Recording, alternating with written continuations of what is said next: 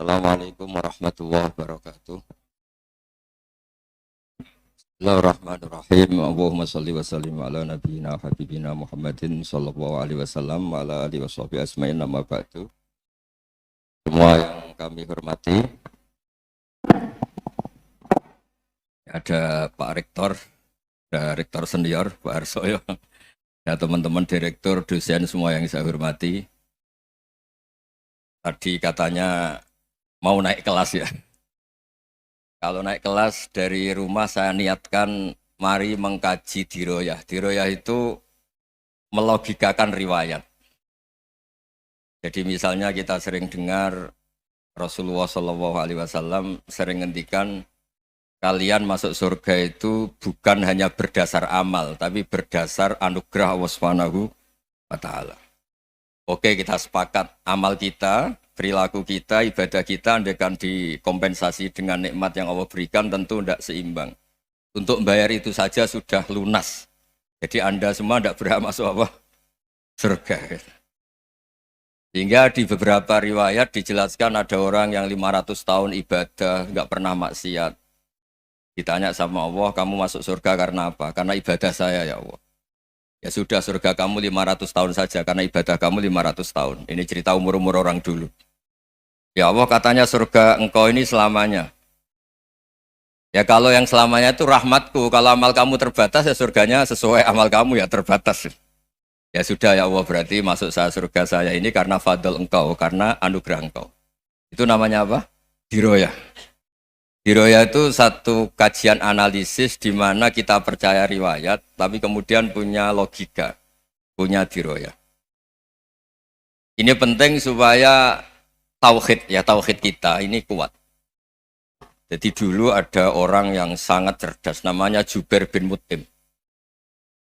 Dia saking cerdasnya, juga kaya, juga tokoh, dikirim sebagai delegasi pembebasan Asra Badrin, tawanan Badar. Kemudian pas datang ke Masjid Nabawi, Nabi delalah pas baca Wattur wa kitabim mastur. Sampai pada titik Nabi baca Am khuliqu min ghairi syai'in am humul khaliqun. Apakah penciptaan yang sedemikian canggih itu dimulai tanpa perwujudan, tanpa sesuatu yang real, yang maujud? Orang itu langsung bersimpuh, matur, ya Rasulullah saya Islam. Kada qalbi yatir, hampir hati saya, otak saya, pikiran saya itu terbang. Karena logika yang dibangun ateisme misalnya, kalau alam raya ini dimulai dari nihilisme, berarti logikanya apa? Al-adamu yakhluqu maujudan. Alam raya ini kan maujud, maujud itu ada. Kalau yang lebih dulu itu ketiadaan, berarti ketiadaan menjadi sebab kewujudan. Kalau dalam bahasa Arab itu al-adamu yakhluqu maujudan, sesuatu yang harusnya nggak jadi faktor karena ketiadaan menjadi faktor sesuatu yang nyata. Itu kan nggak masuk akal. Ya kalau alam raya ini ada al-adam sing yasbiku maujudan, berarti alam raya ini al-adamu yakhluqu maujudan, sesuatu yang tidak ada menciptakan yang ada. Dengan logika itu terus kita ngaji. Diajari sama guru-guru kita, sifat dasar Allah itu maujud. Wallahu maujudun qadimun. Terus masuk. Yang harus distatuskan pertama dari Allah itu apa? Maujud, wujud. Karena dengan wujud ini layak menjadi penyebab adanya alam raya ini. Sehingga ketika kita menolak faham nihilisme atau ateisme, faham tanpa Tuhan, tanpa pencipta awal, kita punya diroyah. Bahwa tidak mungkin ketiadaan ini menjadi sebab perwujudan alam raya ini. Yaitu am khuliqu min ghairi syai'in. Masa alam raya ini diciptakan tanpa sebab yang nyata, yaitu wajibil wujud. Siapa itu? Allah Subhanahu wa Ta'ala. Begitu juga menyangkut sholawat. Orang boleh beda pendapat tentang redaksi sholawat. Ada yang sholli ala Muhammad, ala Sayyidina Muhammad, Nabi Muhammad. Monggo lah, masalah redaksi saja. Tapi setelah dianalisis, Nabi itu Pak Rektor, jadi Nabi setelah Nabi Isa saking dihormatinya sampai dituhankan. Juga jadi Nabi yang ada cerita masih hangat, orang Yahudi itu bunuh Nabi. Jadi yang satu mendudukkan Nabi sedemikian tinggi sampai kayak Tuhan. Yang satu menjatuhkan Nabi sedemikian rendah sampai dibunuh. Kayak apa susahnya jadi Nabi Muhammad SAW. Kemudian dengan gampang Hadaddin agama ini bikin syariat yang bernama sholawat. Redaksinya monggo lah sesuai tradisi masing-masing. Allahumma sholli ala Muhammad, Allahumma sholli ala Sayyidina Muhammad, ala Nabiyina Muhammad, monggo lah. Tapi yang jelas redaksi ini kalau didiroyah dikaji, Allahumma itu Tuhan, Tuhan itu pemberi. Wa Muhammadun wa in jalla qadruh abdun min ibadi. Muhammad apapun tinggi derajatnya tetap berstatus hamba. Sehingga agama ini terjaga oleh sighatus sholawat. Agama ini terjaga oleh redaksi sholawat.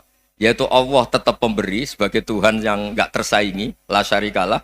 Rasulullah Muhammad wa in jalla qadruh, apapun prestasinya, bisa mi'raj, bisa apa saja, tetap seorang hamba yang butuh muhtajun ila rahmatih. Jika redaksi Allahumma sholli ala Muhammad ini mengukuhkan yang Tuhan tetap Tuhan, hamba pilihan tetap hamba pilihan. Tentu dengan redaksi ini kemudian kita mendudukkan Nabi benar-benar posisi terhormat. Yaitu orang yang paling berhak dapat askat tahiyat, mendapat penghormatan Allah paling tinggi, yaitu Rasulullah Muhammad SAW. Dan itu diulang-ulang oleh Allah. Subhanalladzi asra bi abdi. Status hamba ini diulang. Lagi-lagi ini bernama diroyah. Bernama apa? Contoh ketiga misalnya fihi ayatum bayinatum maqamu Ibrahim. Dulu orang Yahudi itu ada diskusi masif. Syaratnya Nabi itu mbah-mbahnya harus Nabi, harus keturunan Nabi. Kemudian semua Nabi rata-rata di Palestina, di Syam. Lalu Muhammadnya asal-usulnya dari mana? Tahu-tahu orang Arab kok Nabi, padahal orang Arab itu dulu jahiliyah. Walhasil terus diceritakan, bukti Muhammad ini turunan Ibrahim adalah ada jejak kaki Nabi Ibrahim di dekat apa? Ka'bah. Fihi ayatum bayinatum maqamu Ibrahim. Kalau Nabi Ibrahim pernah di Mekah, artinya beliau pernah meninggalkan turunan yang di Mekah. Itu bernama Nabi Muhammadun sallallahu alaihi wasallam. Itu disebut fihi ayatum bayinatum maqamu Ibrahim.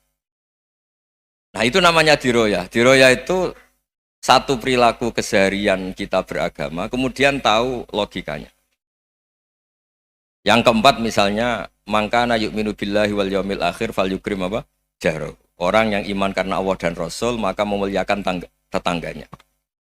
Andaikan pakai hukum sosial, tentu kalau tetangga kita baik, kita baik. Kalau kurang baik, kok kurang penggawean kan gitu. Tapi dulu itu pernah ada seorang ulama itu dibully ya, dikerjain sama anak muda tetangganya. Pak Kiai datang ke rumah saya, orang ini datang. Kemudian setelah di rumahnya, saya tidak jadi butuh sama Pak Kiai, silahkan pulang. Itu Kiainya senyum menikmati. Dan itu terulang 3 kali. Dibully seperti itu, dikerjain terulang 3 kali. Lalu tetap Kiainya tuh asik, seneng sekali. Lama-lama pun dia ini tanya, kenapa engkau tidak tersinggung? Padahal saya kerjain sampai 3 kali, tak undang, terus tak suruh pulang, tak undang, tak suruh pulang. Kata Kiai tadi, yang memerintahkan baik sama tetangga itu Allah. Jadi saya nikmati ketika bisa baik sama Anda. Tidak ada urusannya dengan perilaku Anda yang menolak saya. Nah itu terus kita tahu, memang motifnya kita baik sama tetangga karena iman sama Allah dan Rasul, bukan hukum kompensasi sosial. Jadi kalau mau diteruskan Pak Rektor, saya ngajar di sini ya karena perintah Allah itu orang alim harus ngajar, bukan karena perintah Rektor. Kalau diteruskan. Ya saya mohon juga gitu, para dosen, para karyawan di sini, kalau nggak khianat dengan UI itu karena takut sama Allah, jangan takut sama Rektor. Kalau Anda baik juga karena Allah, jangan baik karena apa? Rektor. Bagaimanapun ya semua kita ini makhluk. Makhluk itu la yadurru wa la yanfa. Begitu juga melihat Indonesia. Melihat saya ini kan ikut di UI itu lama sekali, ikut sama Profesor Zeni, dari Profesor Zeni nulis tafsir. Mungkin Pak Hersoyo tahu banyak, dulu Pak Lutfi ya tahu banyak. Tapi saya memang nggak pernah terbuka karena ya memang nggak ingin sebenarnya. Kondisi ini kondisi darurat ini. Sehingga saya tahu cara berpikir Profesor Zeni, ya tahu komitmen beliau pada UI. Dan pendiri UI memang ya banyak yang dari tokoh NU, Muhammadiyah, dari tokoh-tokoh ormas yang lain memang didirikan banyak orang. Hingga UI memang nggak milik ormas apa tertentu. Dari satu sisi memang baik, nggak dikuasai ormas tertentu. Tapi nanti kalau keterusan ya nggak berbentuk. Ya sudahlah dikelola saja. Sambil-sambil jelas, sambil-sambil kadang nggak jelas. Yang penting ikhlas tadi. Karena kalau terlalu asobia itu jadi repot. Kita ini yang nekuni fikih itu tahu. Kalau udah kuno itu madhabnya Hanafi. Kuno itu madhabnya Syafi'i. Tahu-tahu seakan-akan Imam Syafi'i itu NU, Imam Abu Hanifah itu Muhammadiyah. Padahal ini orang-orang yang sebelum NU dan apa? Muhammadiyah. Jadi kalau kita yang nekuni ilmu itu biasa saja dengan perbedaan. Tapi kalau orang-orang yang nggak siap dengan perbedaan itu sampai Allah disifati Ta'ala itu tidak terima. Padahal Ta'ala itu maknanya Maha Luhur, yang Maha Agung. Jadi ada seorang kiai kebetulan pidato pertama Pak Rektor. Assalamualaikum warahmatullahi ta'ala wabarakatuh. Di mubalik kedua ini nggak terima karena itu dianggap bid'ah ada Ta'ala. Hanya dia bilang Assalamualaikum warahmatullahi ta'ala wabarakatuh. Itu saking asobiahnya itu Allah ditambahi Ta'ala itu tidak terima. Padahal Ta'ala itu maknanya Maha Agung. Nah itu kan jadi repot kalau asobiah gitu. Kalau kita ngadepi perbedaan itu biasa saja. Karena kita mungkin bacanya banyak, lihat hal-hal seperti itu ya biasa saja. Karena dulu itu perbedaan itu urusan sudut pandang. Ya saya ulang lagi, perbedaan itu sudut. Allah yang Tuhan saja sering didebat sama nabi-nabinya. Karena urusan sudut pandang apa? Saya beri contoh ya. Suatu saat Khalilur Rahman Ibrahim itu saatnya meninggal sama Allah, Israel disuruh. Itu Ibrahim saatnya meninggal, ambil nyawanya. Lah datang ke Ibrahim, ya Khalilur Rahman Ibrahim, saya disuruh nyabut nyawa Anda. Itu Israel dipaksa mikir sama Ibrahim. Hal ra'aita khalilan yumitu khalilah. Kamu tahu orang yang mencintai kemudian bunuh yang dicintai. Itu logika agak benar.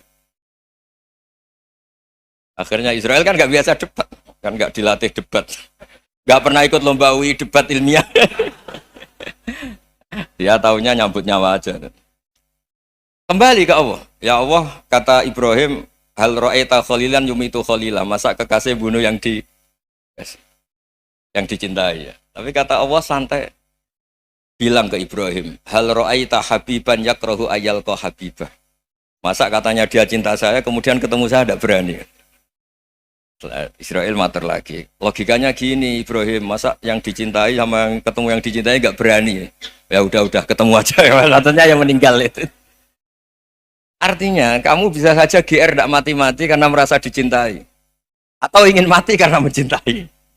Nah maksud saya dalam hal-hal seperti ini orang UI pasti nggak jelas. Katanya cinta Allah suruh mati ya nggak mau. Nggak jelas kan? Dibilang nggak cinta juga nggak mau. Tapi dibilang cinta kalau ukurannya mati juga enggak mau. Nah, tapi dalam banyak hal enggak jelas itu penting Pak Rektor. Penting sekali. Buatan guyon. Saya beri contoh sekian ilmiah, enggak jelas itu penting. Rasulullah SAW itu dalam banyak hal itu disuruh Allah, memang disuruh supaya ngambil sikap seperti itu. Karena Allah itu punya otoritas penuh untuk bikin orang itu baik atau enggak baik. Wahsy itu yang membunuh Sayyid Hamzah, orang paling dicintai Nabi, di antara yang dicintai Nabi. Qatalahu Wahsyun, dibunuh oleh Wahsy. Nabi secara basarnya itu nggak suka sama Wahsy. Sampai cara lahir ya ingin corong Jawa, ingin masuk nol. Tapi apa kata Allah? Laisa laka minal amri syai'un aw yatuba alaihim aw yu'adziba. Itu tidak wilayah kamu Muhammad. Malah Wahsy dikasih tobat sama Allah. Khalid bin Walid, itu perang Uhud kalah itu karena ide brilian Khalid bin Walid. Pas itu masih panglima kafir. Yaitu pura-pura kalah, ghanimah dilepas, sahabat turun, pasukannya naik, walhasil orang Islam kalah. Khalid bin Walid akhirnya juga masuk Islam. Orang yang secara basariah Nabi itu gak siap. Kebalikannya juga ada. Sa'labah itu orang sampai dapat gelar Hamamatul Masjid. Ini pas ngaji mesti ingat. Salah. Dia di masjid terus. Setiap habis salam tuh lari karena istrinya nyuwun sewu masih berpakaian yang tidak pantas. Kenapa engkau terburu-buru pulang? Pakaian yang dipakai istri saya sekarang saya pakai. Ya pakaian sarung itu kayak Pak Rektor kan fleksibel. Ini khusus mau Ramadan, tidak akan sarungan terus, gak usah khawatir. Jadi ini tadi sudah perjanjian. Saya yang kiai celananan, beliau yang rektor pakai sarung. Jadi iya. Supaya itu barter madhab. Tapi hanya sekali ini aja, bukan. Jadi jangan diharapkan ini jadi tontonan terus-menerus dan ini barter mata. Saya sama Profesor Kores juga sering gitu. Saya pakai sarung yang dihadiahi beliau, beliau pakai sarung yang dihadiahi saya. Memang itu tradisi Islam. Tahadau tahabu, kamu saling memberi hadiah maka kamu saling mencintai. Bukan riswah, bukan riswah. Walhasil terus Sa'labah ini saya didoakan Nabi supaya saya kaya, supaya tidak sering ganti-ganti pakaian seperti ini sama istri saya. Jangan-jangan kamu miskin itu lebih baik. Ngotot minta didoakan. Didoain Nabi kaya, terus lama-lama ninggal sholat, ninggal jamaah. Itu Allah belum tersinggung. Yang mulai Allah tersinggung itu kan saya sering fatwa di mana-mana, sering memberi saran. Mumpung kamu miskin itu sering sedekah, karena kalau sudah kaya itu tidak bisa. Saya memberi analogi gini. Kalau saya masih santri miskin, punya uang 100.000, diminta guru saya 50 tak kasihkan, padahal itu 50%. Punya 2 kambing kurus, diminta guru saya 1 pasti tak kasihkan, padahal itu 50%. Jadi kalau punya sapi Brahman atau sapi limusin yang harganya itu 100 juta, punya 2, diminta 1 boleh enggak? Enggak boleh. Saya punya motor butut 2, diminta teman saya 1 boleh, tapi kalau Davidson Harley itu enggak boleh itu. Nah, walhasil itu kalau kita miskin, misalnya kita zaman kuliah atau zaman mondok atau zaman apa saja, punya uang 100.000, nartik temannya sampai 50.000 kan biasa. Tapi setelah 1 miliar, berani nggak kamu kasihkan 500 juta? Sama-sama 50%? Enggak kan? Nah Sa'labah gitu, ketika zakat masih per 40 kambing 1 kambing itu sebenarnya kan masih ringan. 41, 82. Kambingnya itu sudah mabenal jabalen. Barang dihitung zakat karena sudah ribuan, jumlahnya sampai 400 kambing. Banyak lah pokoknya. Terus kata Sa'labah, ini pemerasan. Karena jumlahnya besar. Allah tersinggung karena nabinya dianggap narik zakat itu dianggap khorat, dianggap pemerasan. Allah tersinggung kemudian fa'aqobahum nifakon fi qulubihim ila yaumil. Dia ditegur munafik. Semenjak itu terus tadi kembali gak jelas tadi. Barkohnya gak jelas itu menjadi orang tuh bijak. Ini sekarang nakal, jangan-jangan nanti jadi orang baik. Yang sekarang baik, jangan-jangan suatu saat jadi tidak baik. Semua orang introspeksi. Gak ada jaminan kalau kita sekarang baik akan baik terus. Gak ada jaminan kalau kita sekarang buruk akan buruk terus. Sehingga terus banyak kiai-kiai bijak tuh memang lahirnya gak tegas. Tapi gak tegas itu yang menjadikan bijak. Karena sama-sama mungkin. Itu yang disebut laisa laka minal amri syai'un aw yatuba alihi mau yu'adzibum. Itu tidak wilayah kamu. Ketika Allah mengomentari orang munafik juga wa yu'adzibal munafiqina insya'a aw yatub.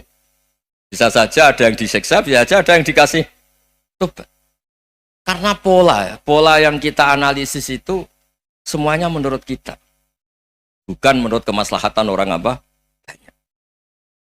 Saya punya sekian contoh cerita. Orang yang sowan kiai baik-baik, mungkin bawa gula atau salam tempel, tidak tahu lah. Itu tidak mesti jadi wali. Tapi Kali Joko yang kenal Sunan Bonang, itu kenalnya itu karena ingin begal. malah jadi wali. Tapi tidak usah dicoba. Umar itu nyari Nabi itu mau dibunuh. Tapi malah tobat jadi orang baik. Jadi ini penting ngaji ya, supaya tidak tegas itu, tidak jelas itu kadang baik. Nah termasuk saya juga termasuk dia yang milih tidak jelas. Saya sering gojlok gini, Fajar Hadil ini murid-murid saya sering saya gojlok. Kalau semua sistem pendidikan kayak kampus, kayak UII, kayak UIN semuanya, itu sistem yang bagus karena tertib, jam kuliahnya jelas, mata kuliahnya jelas. Kalau di pesantren itu Pak Arso itu nggak tertib, tapi justru itu enak ketemu di jalan orang berani tanya. Nah, ini kalau mbak-mbak misalnya menstruasi, mau belajar haid nunggu semester berapa baru tahu. Itu bisa sekian tahun nggak sholat karena nunggu pelajarannya baru diterangkan. Mau haji juga gitu, nunggu mata pelajaran haji. Kalau nggak jamnya, nggak mau dosennya ngajarin. Ya, kalau kiai kan enggak, ketemu di jalan tanya, dijawab. Jam berapa juga dijawab. Artinya Indonesia itu berkah, ada sistem kampus yang tertib. Ya semoga termasuk tertib gajinya. Tapi tertib gajinya itu juga sebenarnya rugi. Saya sering ada pegawai negeri Gus, tolong doain saja di PNS enak jadi. Gajinya tetap. Kata saya nggak mau kalau gaji saya tetap. Kok bisa Gus enak tiap bulan mesti dapat gaji. Kalau tetap nggak naik-naik kata saya. Kalau kiai gajinya nggak tetap, tapi di atas yang tetap kata saya. Artinya Indonesia itu berkah. Kalau semuanya pakai sistem pendidikan setertib ini, orang mau tanya haid ya nunggu pelajaran haid. Bab haji ya nunggu pelajaran haji. Tapi kalau ketemu kiai itu enggak. Ya semuanya, saya pernah di pasar, Gus, mau tanya. Tanya apa? Anak saya sih keluar darah terus gini-gini. Padahal biasanya haid hanya 7 hari gini-gini. Ya sudah, kembalikan ke biasanya, rudat ilal adat. Itu enggak usah sowan ke rumah. Juga enggak registrasi dulu, enggak daftar dulu. Ya ini enggak nyindir cerita saja. Supaya ini bukti koalisi beneran. Jadi saya yang kiai enggak tertib jam, koalisi sama yang tertib jam. Jadi kalau semuanya sistem kampus, nanti pertanyaan itu enggak bisa on time, enggak bisa setiap saat.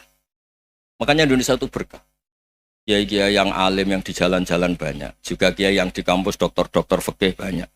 Yang nekuni ilmu umum ya banyak, macam-macam. Itu masalah itu kalau saling mengadili itu baru masalah. Misalnya kiai ngeluh, nggak enak jadi kiai, tidak punya gaji tetap. Yang dosen ngeluh, nggak dicium tangannya. Karena memang unik Indonesia itu. Kalau guru fikih kok dosen itu tetap nggak dicium tangannya. Karena pikirannya anak-anak itu, wong sudah bayar disuruh nyium. Itu kayak di alam sadar tuh gitu. Kalau kiai itu kan anak-anak gak bayar itu.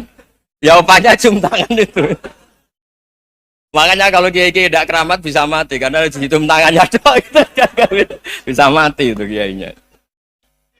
Ya ini cerita. Supaya saling menghormati saling menghormati. Jadi kalau makanya itu pakar-pakar akhlak ya, pakar-pakar etika peradaban. Itu tertampar betul ketika Nabi urusan ilmu itu mengabaikan itu kalau sudah urusan ilmu. Misalnya begini, ada urusan ilmu, ada mbak-mbak cantik atau ibu-ibu cantik. Itu dalam Islam itu diajarkan jangan sopan-sopan banget. Kata Nabi, karena kekuatan ilmu itu di atas kekuatan akhlak, di atas kekuatan adab. Ya nisa an-nabi lastunna ka ahadim minan nisa. Ini taqaitunna fala takhdu'na bil qaul. Faya tama alladzi fi qalbihi maradun. Misalnya ada mbak-mbak cantik, menarik, kemudian sopan misalnya sama Pak Fajarin sama dosen-dosen. Monggo binara. Wah itu bahaya pikirannya kemana-mana itu. Orang yang imannya pas-pasan, berarti mau. Maksud saya kalau cantik, menarik ketemu di jalan biarin aja dosennya mau kemana biarin aja. Gak usah dihormatin. Kalau dihormatin, Pak mau kemana sadereno bisa bahaya. Nah, biarin aja. Kalau tanya, Dek ini alamatnya mana? Cari sendiri Pak. Karena hanya dengan cara itu si Pak dosen ini nggak kepikiran. Nggak ada orang suka orang kedus itu nggak akan. Tinggal sudah cantik, sopan. Wah bisa pikirannya macam-macam. Itu ilmu. Fala takhdu'na bil qaul. Kamu jangan terlalu lirih kalau ngomong. Fayat ma'alladzi fi qalbi maradun. Orang yang pikirannya masih kotor pasti berpikir yang negatif. Anda mungkin demi sopan sama dosen Anda. Tapi sejauh mana dosen Anda juga berpikir positif. Itu kan uji iman sama uji nyali. Nah, sama pejabat yang sopan sama kiai mungkin punya Alphard, punya Robicon, punya terus bawa uang banyak. Terus sama kiai cium tangan hormat. Jangan-jangan kiainya yang pikirannya macam-macam. Ini berarti bisa jadi muhibbin potensial misalnya. Nah, saya ini termasuk kiai yang pengagum ilmu. Sehingga saya sama orang yang medit, yang kikir sama saya itu saya senangnya bukan main.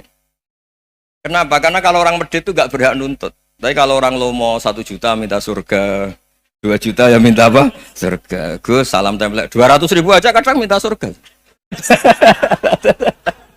Tapi kalau yang kikir-kikir ya sudah salaman tok sudah. Gak minta apa-apa kan dia tahu diri, gak bayar kok minta. Maksud saya Islam itu luas, dinikmati saja Bang. Dinikmati saja. Nah itu diroya, maksudnya itu diroya. Diroya itu kamu tahu aturan Islam itu kamu harus yakin khairihi wa syarrihi minallah. Semua itu ujian, tapi kemudian dikaji. Makanya saya ini termasuk pengagum Imam Syafi'i. Imam Syafi'i itu dikasih tahu. Ada orang yang di depan engkau cium tangan hormat tuh di luar ngomong-ngomong, ngata-ngatain Anda. Imam Syafi'i tertawa-tawa sowan Bang. Loh, ada ini dikata-katain di luar kok. Kok tidak kamu anggap munafik malah tertawa. Berarti saya wibawa, di depan saya nggak berani. Dianggap penting saja. Dibilangin, sebagian orang kampung sini nggak suka sama engkau. Baguslah, nggak akan lu pinjem uang sama saya. Kata. Di mana-mana orang pinjem minta tolong tuh karena seneng. Kalau benci kan enggak. Intinya dianggap enteng saja. Yang terjadi di dunia itu semuanya dianggap enteng saja. Man asa ilaika fakot atlakoka. Yang berburuk sama kamu itu membebaskan kamu. Coba kalau akrab, titip. Ya misalnya akrab sama Pak Fajar. Bilangkan ke Pak Rektor, sangkat tuh jadi guru tetap atau apa, kan ribet. Kalau tidak cocok kan nggak minta apa-apa. Makanya hati-hati Pak Rektor sama yang akrab-akrab itu. Itu dulu saya juga nggak paham. Di antara wasiat Bapak yang sering diulang-ulang tuh itu. Suatu saat kamu jadi kiai, ngelola orang nggak seneng tuh gampang. Sudah, situ orang lain. Tapi kalau ngelola orang nggak orang seneng tuh repot. Mintanya aneh-aneh. 100.000 aja minta surga. Hanya teman tenis saja minta naik jabatan. Intinya itu ya sudahlah dikelola. Yang seneng ya berkah, mungkin teman berjuang, teman diskusi. Yang nggak seneng ya berkah, karena ini tidak minta macam-macam, tidak seneng. Nah itu namanya diroya. Diroya itu satu kajian keilmuan yang menjadikan kita ini nyaman dengan riwayat-riwayat, panduan-panduan dari Rasulullah Shallallahu Alaihi Wasallam kayak tadi. Kenapa sih tentang baik sama tetangga, baik sama tamu? Hitung-hitungannya itu mangkana yu'minu billahi wal yaumil. Saya pernah dicium sama orang miskin yang akut, miskin betul. Itu tak ajarin, Anda ini lebih hebat ketimbang orang-orang kaya. Misalnya gini, misalnya ada komunitas rektor atau kiai besar. Saya ini kata orang banyak termasuk kiai besar. Mungkin kalau pinjam uang itu karena mau beli mobil, aksesoris mobil, karena kita kiai top, atau rektor, atau orang-orang top. Kalau sesama orang miskin itu pinjem-pinjemannya itu urusan beras, itu urusan nyawa. Keren mana? Nyelamatkan nyawa sama aksesoris mobil. Nyawa. Jadi pahala kamu pasti lebih besar itu. Itu senengnya jadi orang miskin terus keterusan sampai sekarang. Itu. Lo coba kalau menteri sama menteri, rektor sama rektor, kira-kira pinjamannya apa Pak Arso? Kan kalau mau beli mobil atau mau umroh VIP, pokoknya yang keren-keren. Kalau orang miskin pinjam karena apa? Makan kan? Beras kan? Makanya kalau yang sedang miskin monggo lah, kalau ingin teruskan. Maksud saya Islam itu seenak itu. Islam itu segampang itu. Sudahlah yang sedang miskin ya keren. Karena sekali sosial itu urusannya apa? Nyawa. Tapi kalau miskin semua ya Indonesia bisa tutup kan. Ya sudah yang kaya-kaya itu saya menyelamatkan Indonesia karena bayar pajak yang menjadikan Indonesia berjalan. Tapi ya dipakai yang benar. Nah, begitu seterusnya. Ada kiai miskin cerita ke kita. Terus enak jenengan alim, terus punya santri banyak, bisa ngajar di mana-mana. Saya bilang, hebat kamu. Dia hidup di daerah tertinggal. Itu yang diajarkan kan hanya tauhid. Kan nggak mungkin desa tertinggal baca fikih perbandingan madhab. Kan nggak mungkin. Kalau yang kayak Pak Fajar, Pak Sadali kan nggak mungkin. Fikih perbandingan apa? Madhab. Menyorot madhab dunia. Kayak engke-engke itu kan nggak mungkin. Tapi pertanyaannya, yang menyelamatkan masuk surga itu tauhid apa perbandingan madhab? Tauhid. Ini hanya mengajarkan fardu kifayah, sunat-sunat. Ini Anda mengajarkan fardu ain. Surganya dulu kamu. Oh terus senangnya jadi kayak gitu. Karena yang diajarkan apa? Tauhid. Sementara kita yang gaya-gaya ini, ajarkan perbandingan apa? Madhab, studi banding ke Al-Azhar kemana-mana. Ini enggak, tauhid. Dari orang nyembah pohon jadi nyembah Allah Ta'ala. Keren enggak? Keren. Jadi terus kiki sama saya senangnya bukan karena tak bela. Tapi ada yang agak kurang ajar, tanya saya. Kalau itu hebat, kenapa Gus gak mau jadi kayak gitu? Waduh. Wah ya repot kalau pertanyaan. Terus tak jawab, kalau saya jadi kayak gitu, kamu ngangsu ilmu dari mana coba? Ya dari jenengan, ya kalau sama gobloknya tidak bisa. Ya sudah, Gus aja jadi kayak besar. Maksud saya, ya sudahlah kita begini seperti yang saya ajarkan di sini, saya sarankan supaya orang itu tahu. Ini namanya diroyah, apa? Makanya kata Imam Ghazali itu kalau kamu ingin sopan gampang melihat anak kecil, wa aqallu minni dzamban, dia dosanya lebih kecil. Karena masih kecil kan, tentu secara dosa enggak banyak. Kalau melihat orang yang tua, wa aktsaru minni ibadatan, dia tentu ibadahnya lebih banyak karena umurnya lebih banyak. Sehingga terus semua orang lain tuh di depan kita itu hebat. Ya semua orang lain sama, misalnya Pak ini rektor, Pak Fathul Wahid rektor, tanggung jawabnya lebih banyak, berarti pahalanya lebih banyak. Tapi sama, ketika melihat Nyon Sewu, melihat pegawainya yang secara lahir di bawahnya, ini tanggung jawabnya nggak banyak, pasti salahnya juga enggak. Itu yang diajarkan Rasulullah SAW, sehingga enak lah. Tapi kalau kita melihat orang lain selalu salahnya, itu pecundang. Allah saja tidak seperti itu kan, amal baik ya ada khairan, amal buruk ya ada saron, semuanya dilihat oleh Allah Subhanahu wa Ta'ala. Saya tuh punya teman Gus, agak beling, agak seenaknya. Dulu miskin. Wah itu seenaknya betul. Kayak kenal Tuhan. Tak tanya, kenapa kamu seenaknya? 1 bulan tuh labanya bisa 200 juta sampai 500, sampai 1 miliar. Saya itu Gus, setelah duha itu perkembangannya bagus. Duha, sholat duha itu. Saya pernah miskin, kan kata apa? Ingkana rizki fisama, apa? Wa ingkana qalilan, ya kalau fisama fa'anzilhu, terus wa ingkana qalilan fakasirhu, kalau sedikit perbanyak. Ini trennya sudah benar semua. Nah, wa ingkana apa? Ya, haroman fatohiru, kalau haram yang kau sucikan. Makanya saya seenaknya, kalau qalilan sudah fakasiru, paling trennya yang nggak benar juga fatohiru, kata Mas. Dia yakin kalau yang nggak benar-benar sudah disucikan Allah, karena yang lain-lain sudah dari miskin sudah kaya, qalilan sudah fakasiru, paling yang haroman juga sudah fatohiru gitu. Tak tanya, lah kamu kok tahu? Polanya sudah ada Gus, karena sang qalilan. Kamu sembrono sama Tuhan kok begitu kan? Tapi apapun itu seneng saya. Seneng saya sering salah teh, makanya saya mohon yang sekarang miskin, sedang miskin itu ya ndak usah nyesal banget-banget. Kalau ingin kaya monggo lah, namanya orang juga ingin. Ya, tapi Anda harus bangga. Sosial antar kalian adalah urusan nyawa dan itu pahalanya luar biasa. Supaya kita, nah yang kaya-kaya juga boleh GR lah karena pembayar pajak. Dan itu bisa menyelamatkan apa? Indonesia Raya. Begitu seterusnya. Itu yang diajarkan Nabi, antawadhu hatta la yabghiya ahadun ala ahadin. Kamu semua harus tawadhu sehingga antar kalian tidak saling tidak sopan, tidak saling liar, tidak saling mendolimi. Termasuk tadi sikap gak jelas tadi. Orang dolim yang sekarang dolim bisa saja tobat, yang sekarang soleh bisa saja nanti. Semuanya tuh mungkin. Kita diajari ya muqallibal qulub tsabbit qalbi ala dini. Jadi keliru kalau kita dalam banyak hal harus tegas, gak mesti. Al halalu bayyinun wal haramu bayyinun. Tapi ada wa bainahuma umurun mustabihat. Ada yang wilayahnya itu abu-abu. Misalnya ada perempuan cantik, misalnya contoh paling gampang. Kalau kamu ajari secara serius, kamu bisa aja tergoda jadi fitnah.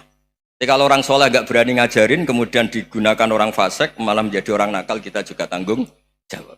Kamu mau tegas gimana? Wilayahnya sama-sama mungkin. Wilayahnya sama-sama mungkin. Yang dekat pejabat mungkin terkontaminasi KKN. Tapi kalau pejabat gak dekati orang soleh, punya perilaku yang gak soleh, yang repot juga Indonesia kan? Nah hal-hal seperti itu kita tidak perlu ngambil sikap. Maksudnya nggak usah ngambil sikap, ya kita buktikan kalau milih satu madhab, kita buktikan semuanya lebih baik, semuanya lebih bermanfaat, semuanya lebih berperadaban. Karena nggak bisa dihindari wa bainahumain. Termasuk nyuwun sewu, saya mohon maaf sama mulai Pak Harso, Pak Lutfi sampai Pak Fathul Wahid. Saya ini termasuk kiai yang nggak suka dekat sama orang-orang top. Bukan karena hasud. Memang konstitusi kiai harus gitu, la tamuddanna ainaika. Kenal orang lebih tinggi itu kan resiko. Misalnya saya kiai desa, mungkin punya keri tua sudah seneng, punya kijang tua sudah seneng. Gara-gara kenal Pak Wahid naik Camry, waduh kok saya kalah itu. Kenal orang itu kan resiko. Mungkin dosen-dosen sini kalau kenal saya di Rembang juga resiko. Di sini gak ada cium tangan, melihat saya di sana, wah gak enak jadi dosen. Jadi memang harus dibatasin. Sekiranya mungkin orang terus, karena latamud dan nanawa ainaika ilah, kamu jangan sering melihat orang lain yang mungkin secara lahir dapat nikmat yang lebih tinggi timbang Anda. Kalau kamu nggak bisa ngelola hati Anda bisa hasut, Anda bisa dengki. Paling tidak Anda bisa tidak syukur. Saya itu sering didolani pejabat. Juga sering melihat pejabat di TV-TV. Naik mobil aja ada yang naikkan. Bahkan kalau wudhu itu anduk aja ada yang bawa. Itu kalau yang nggak kuat, weh naik jadi pejabat. Ya makanya terus konstitusi kiai itu mengatur, sudahlah, mata kamu itu kamu batasin. Jangan melihat sesuatu yang potensi ya, potensi menjadikan Anda tidak apa syukur.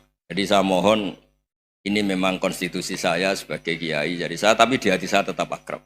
Saya doakan semua untuk UI, untuk semua orang Indonesia kita doakan. Kita ingin semuanya tambah baik, tambah baik. Oke, ngoten mawon. Assalamualaikum warahmatullahi wabarakatuh.